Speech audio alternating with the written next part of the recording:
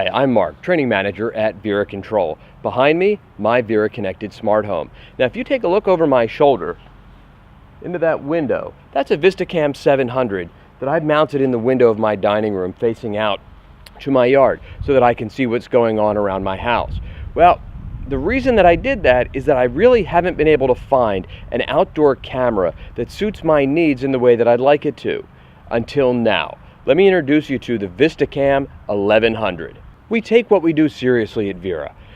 We want to provide you the most value that we possibly can and build you tools, not toys. So if you take a look at this camera, it's got two lenses, one for daytime, one for nighttime. They're both optimized for that time of day. So our nighttime lens is going to give you the best possible video at nighttime. Right here is the sensor that determines whether they should be using the day or night lens, and it switches automatically.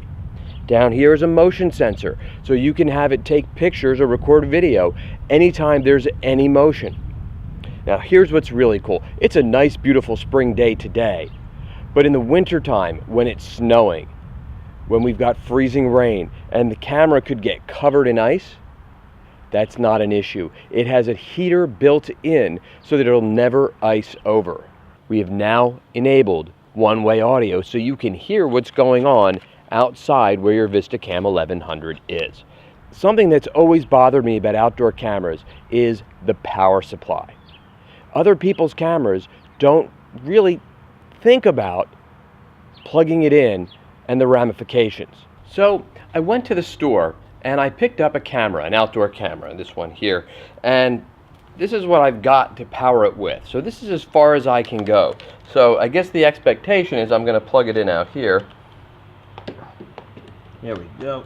This is really not how you're supposed to do it because this is supposed to be closed, and if you were to take that and put it into a J-box, the power supply would get too hot and it would thermal itself off. It would just be too hot in there and it would stop working. Out here it's exposed to the elements, and you know, I've got this far that I can go, so about 10 feet or so, but that's not where I actually wanted to put the camera. So this is where I would like to mount my camera. In the back of my house, I've got a great view across the whole back of the house, covering both doors, the whole everything.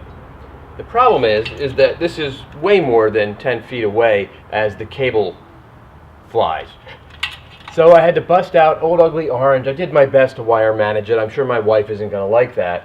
And I've got to plug this in. Now I'll try to tuck this power supply up here under the eave or something, but it's still going to be exposed to the elements. 24 hours a day, 7 days a week. The hot, the cold, the humidity, the rain, the snow, the sleet. It's going to be exposed to all of the elements out here. And, you know, if we're lucky, this power supply will last a year.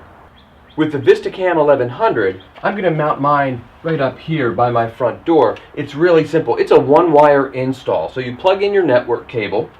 There's a rubber grommet to go around it and a cap that goes on top to seal it up. Then you run your wire along the side of the house and find a spot that you can get the wire in. I know that I can sneak it in up here above the eave over my garage. Now I'll talk more about how to do this in the how-to video. So I'm in the attic above my garage. I brought my cable in from outside, single cable install. I plug it into my power supply. My power supply is inside. It stays nice and dry. It's going to last for years and years and years up here. I plug it in and it's just that easy. We're using something called Power over Ethernet, and that is where the power supply has a network jack on the bottom with the Wi-Fi inside, giving us better performance because it doesn't need to go through the outside walls that have got all of your electrical wiring and plumbing and heating vents and stuff like that in it that could prevent the Wi-Fi from being as good as it can be. Then we took it a step further. We included WPS pairing. That means you can press a button here, a button on your Vera Edge. As long as you push both within 60 seconds, it will automatically take care of the pairing process. So all you then have to do is name your camera, say where it is. Very cool camera. It's a tool, not a toy. If you want to be the first to see these videos, subscribe to our YouTube channel. To keep up with what's going on at Vera, like us on Facebook. If there's something that you'd like to see in one of these videos, email me, training@getvera.com. And remember, at Vera, It's not about what we can do, it's about what you no longer have to do.